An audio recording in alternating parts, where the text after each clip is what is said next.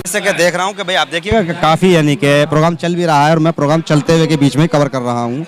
देख रहा हूँ कि कुछ महिलाएं बैठी हैं। क्या नाम है आपका? क्या नाम है? सोनवती। सोनूवती। सोनवती है। सोनवती जी, आप प्रोग्राम में कब से बैठे हैं? काफी देर से बैठे। हाँ 11 बजे से। मैं थोड़ा जानना चाह रहा था आपसे कि ये प्रोग्राम हो रहा है महिलाओं के सशक्तिकरण के लिए, आपके अधिकार के लिए, कितना समझ में आ रहा है आपके? देखो ये तो हमने कई बार देखा। आज ये देखो जो ये लड़की मोमडन की न करा, इनका तो हमारा वो समझ में आया नहीं है। साफ बात है। हाँ वो नहीं आया। क्यों? उर्दू की वजह से। हाँ हाँ, तो वो भाषा हम जानते ही नहीं है क्या क्या बोल रहे हैं। तो और ये अगर ये प्रोग्राम जैसे कि जो मोमडन लड़कियां प्रोग्राम कर रही हैं, अगर ये प्रोग्राम हिंदी भाषा में करें तो समझ में आएगा? आ जाएगा समझ में। हाँ। क्या नाम हुआ आपका? रानी। रानी। हाँ जी।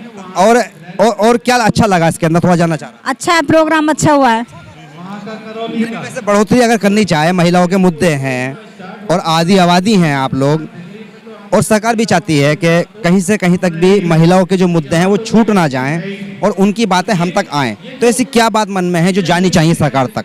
बस जो घर में लेडीज रहती हैं वो काम मिलना चाहिए। घर में टाइम पास नहीं होता है, काम मिलना चाहिए। और संगम बिहार में कुछ काम है नहीं, लेडीज़ों को कुछ काम नहीं, घरों में रहती हैं। जो इसमें जुड़े हैं उनको काम है, हम लोग तो घर में ही रहते हैं। हमें भी काम मिलना चाहिए जो हम भी काम कर सकते। अब परेशानियाँ रहती हैं, तो और भी बात कर लेते हैं। भाई काफ़ी हैं। क्या नाम हुआ आपका? सपना। सपना। थोड़ा ये जानना था, जैसे कि प्रोग्राम चल रहा है और जो परफॉर्मेंस बच्चियां कर रही हैं, मदरसे से भी जुड़ी हैं, कुछ एनजीओ से जुड़ी हैं, तो इनका जो प्रोग्राम है वो आपके समझ में कितना आ रहा है? 90% प्रोग्राम समझ में आ रहा है मेरे। 1% क्यों नहीं आ रहा?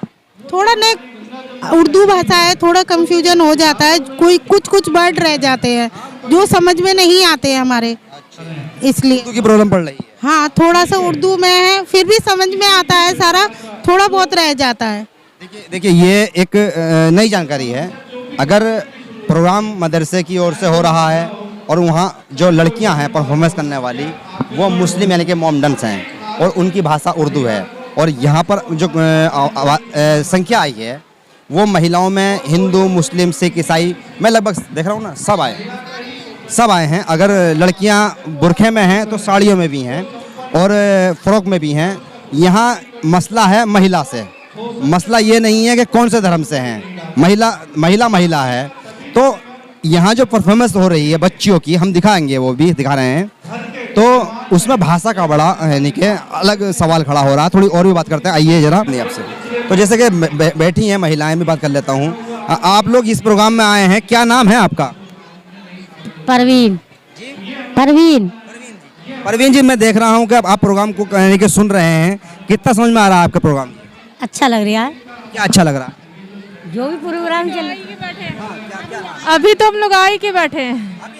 हाँ। और बात करता हूँ जो काफ़ी टाइम से यहाँ बैठे होंगे। दरअसल में ऐसा होता है अक्सर। भाई ये बैठी हैं, क्या नाम है आपका? फराह। फराह, कब से बैठे हैं आप? मुझे 2 बजे से आई हुई मैं। प्रोग्राम चल रहा है और परफॉर्मेंस हो रही है, कभी उर्दू जवान के अंदर, हिंदी जवान के अंदर, और सारे प्रोग्राम में देख रहा हूँ कि महिलाओं से जुड़े हो रहे हैं। आपकी समझ में सब आ रहे हैं? जी आ रहे हैं कि इसमें ये पता चल रहा है कि औरत को एक होना चाहिए, कॉन्फिडेंस होना चाहिए औरत को अपने ऊपर। इसी वीडियो में मेरी सवाल ये भी खड़ा हो रहा है कि भाषा बड़ी परेशानी कर रही है कुछ यानी कि गैर मुस्लिम औरतों के लिए। तो जैसे कि मान लो उनको उर्दू समझ में नहीं आती है, तो क्या आपको हिंदी समझ में आती है? जी आती है। अच्छा जी, ये सवाल बना रहेगा, इस पर थोड़ी सी क्लैरिटी और चाहेंगे। तो जैसे कि मान लो कई सारे प्रोग्राम यहाँ पर हुए, वो ज़्यादातर उर्दू में ही हुए हैं, तो क्या मदरसों को ऐसा नहीं करना चाहिए कि हिंदी में भी प्रोग्राम होनी चाहिए? करना चाहिए, बिल्कुल करना चाहिए। मतलब मदरसे को ये होना चाहिए कि हर एक लैंग्वेज आनी चाहिए, जिससे कि हम लोगों को बता सकें कि हम ये चीज़ को इस लैंग्वेज में कह रहे हैं। हिंदी, उर्दू, इंग्लिश सब आने चाहिए मदरसों को। हमारे मदरसे में सिखाया जी हाँ बिल्कुल, क्योंकि हमारे मदरसे में तो सब कुछ होता है। इंग्लिश भी होती है, हिंदी भी पढ़ाई जाती है, उर्दू भी पढ़ाई जाती है, हर चीज़ की लैंग्वेज होती है। क्योंकि मैं भी सुन रहा था कि एक लड़की परफॉर्मेंस कर रही थी, उसमें वो तालीम को लेकर बात कर रही थी कि इस्लाम के अंदर कहा गया रसूलुल्लाह सल्लल्लाहु अलैहि वसल्लम की ओर से कि तालीम के लिए चाहे चीन तक जाना पड़े जाओ, भाषा इस्लाम के अंदर कोई मायने नहीं रखती है, यानी कि पढ़ाई कोई भी हो करो।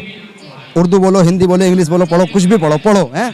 एक सवाल ये है कि कोशिश उर्दू को लेकर ज़्यादा होती मदरसों के अंदर, हिंदी को बढ़ावा कम दिया जा रहा है। मैं थोड़ा जानना यही चाह रहा था, क्योंकि आप हिंदी प्रदेश, हिंदी के क्षेत्र में हैं, तो कितना काम होना चाहिए हिंदी पर हम लोगों की? तो हमारे मदरसे में भी हिंदी पढ़ाई जा रही है, बराबर हिंदी पर भी तवज्जो की जा रही है। हमारे मदरसे में भी इंग्लिश तालीम दी जा रही है। ऐसा नहीं है कि हमारे मदरसे में नहीं दी जा रही है, सब चीज़ों की तालीम है।